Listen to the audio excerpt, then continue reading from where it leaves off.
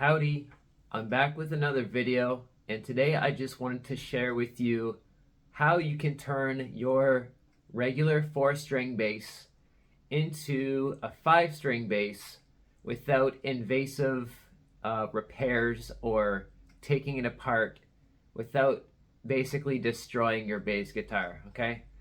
So before I start though, I just wanted to remind you, if you enjoyed this video, it would mean a lot to me to press the like button and comment below if you have any questions or if you want to chat about anything related to this topic today or really anything else. And it also helps me to grow quite a bit if you subscribe to my channel.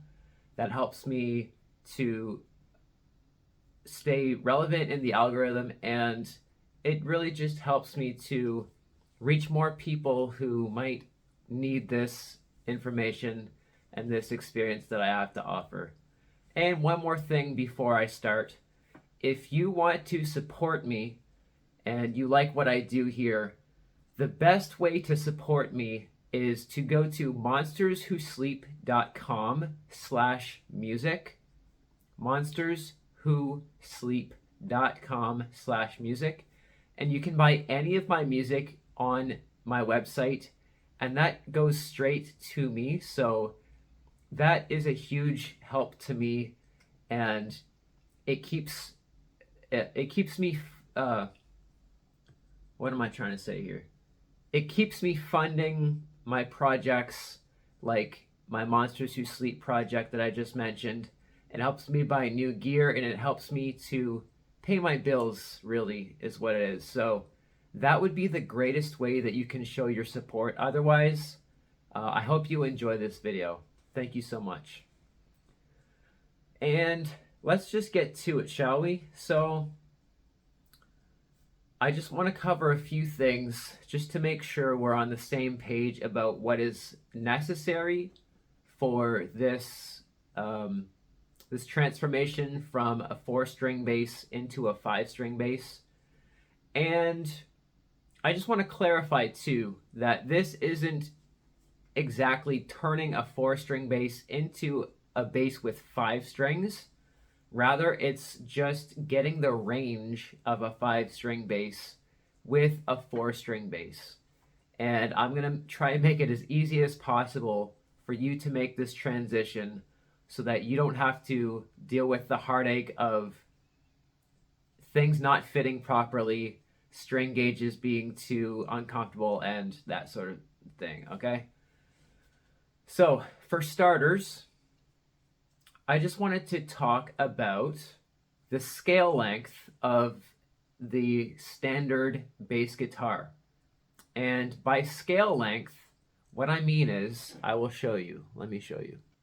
So the scale length is the physical measurement between this part here. You see this white part? That's the nut.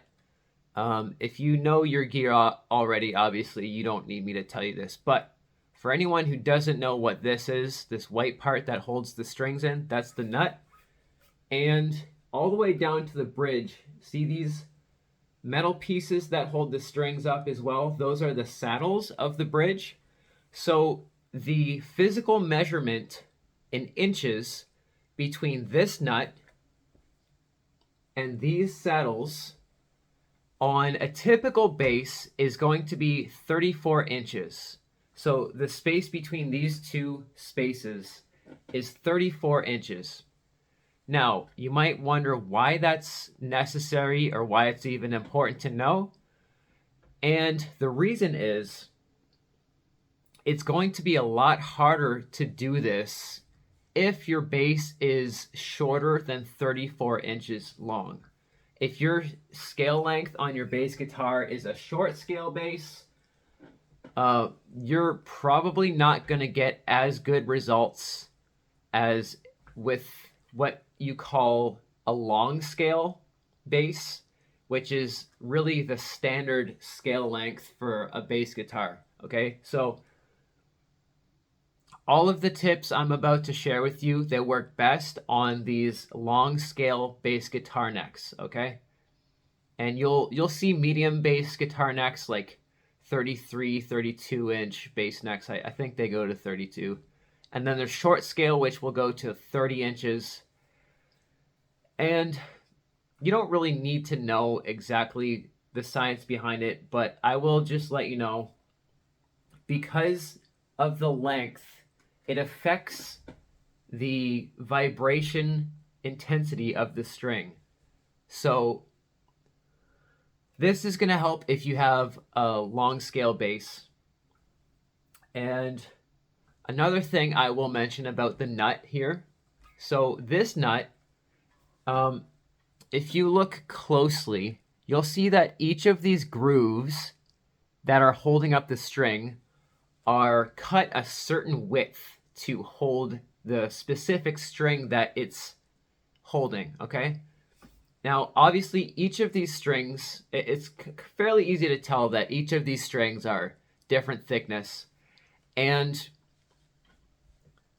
why this matters is because I'm going to recommend that you get a thicker string gauge that would be more common on the lower bottom 4 strings. So the bottom end of the notes. So the bottom 4 strings of a 5-string bass.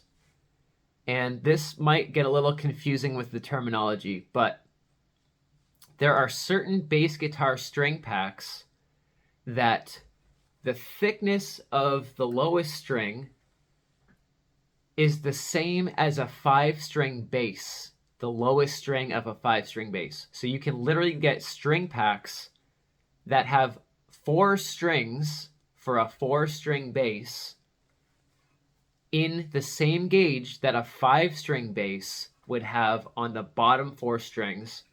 The great thing about this is you don't need to have a 5th string.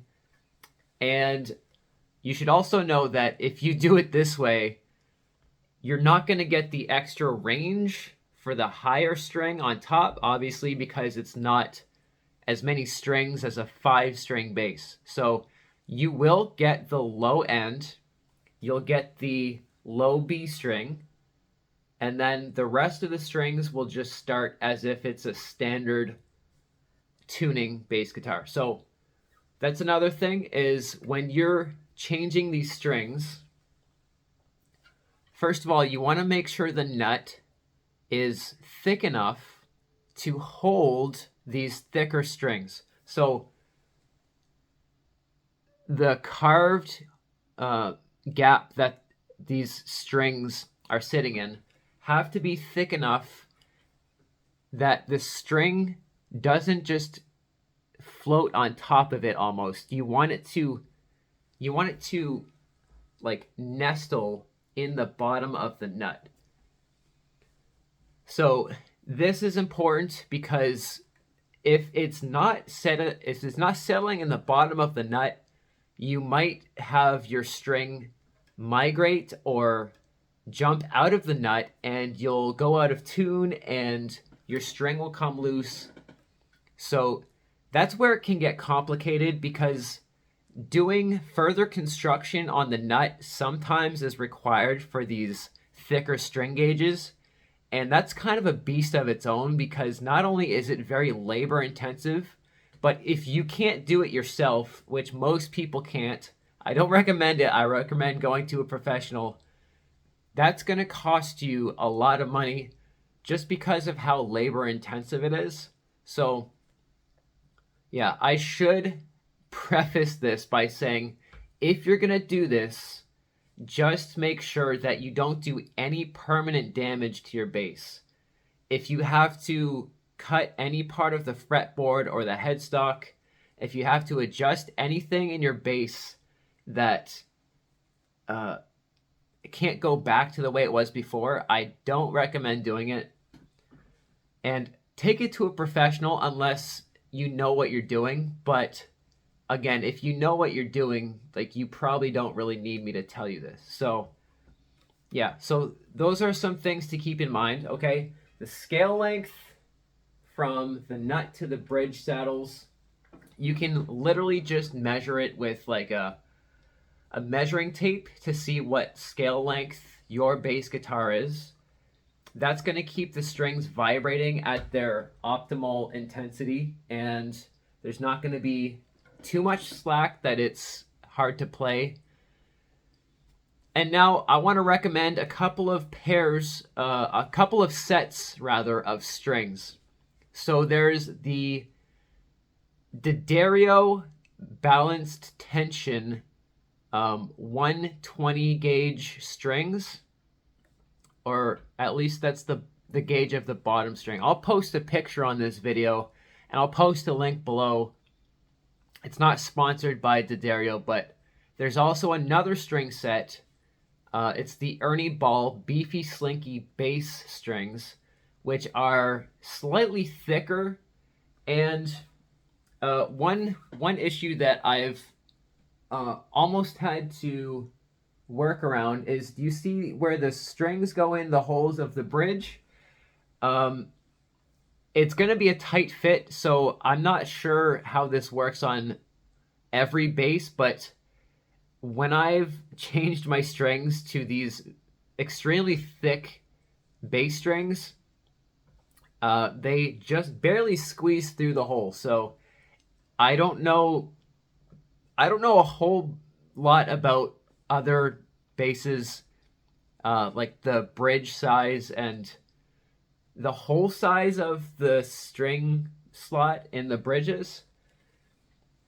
But I do know that with the Beefy Slinkies, those are very big. Those are thick strings. So the space between the hole that they go through and the string itself is very narrow. So you might have to manipulate that a little bit. I don't recommend doing any permanent modifications to your bass guitar unless, again, you know exactly what you're doing and you're okay with possibly ruining your bass guitar. So, yeah, the D'Addario balanced tension strings, those are slightly thinner gauge strings, so lighter gauge strings, and they'll be a little bit more comfortable fitting into a bass nut, like a standard bass nut. I have dealt with issues where sometimes the strings will not fit inside of the nut. But if you have money to shell over to a luthier or a local music store who can carve the nut for you, it might be worth your time to just dedicate one of your bass guitars to having this thicker gauge set of strings. And you might think, like, why would I even bother doing this if I can get a 5-string bass guitar? And you can. I'm not saying you can't or that you shouldn't. I personally prefer the feel of a 4-string bass neck, and just having one less string, honestly, is great. I don't have to think about it, and I'm just a very simple bass player. I play metal, I play rock. You know, even just having only 3 controls, 2 volume, 1 tone, that's all I really want to think about when I'm playing bass. I don't want to have to worry about an extra string to mute. The extra range is great if you use the higher end of the strings, but personally, I don't usually go that high on the fretboard anyway. So if this is helpful to you, I recommend you switch your strings to a 5-string set. And again, I'll link the exact string sets in the description below so you know exactly which 4-string sets to get to turn your 4-string bass into a 5-string bass. So again, I hope this helped you. If you enjoy this type of content, it would mean a lot to me if you gave me a like, comment on the video, and if you have any questions or you want to talk about anything, I will reply to all the comments. And please subscribe to my channel as it helps me grow. and I want to continue to help people and produce content that I feel like I can offer value. And yeah, otherwise, just have a great day. Oh, one more thing before I go. If you're still with me, it would mean a whole lot to you if you bought my music from monsterswhosleep.com/music. You can buy any single, any album. It all supports me. It all goes directly to me. So I appreciate your support so much. Thank you and have a great day. Take care.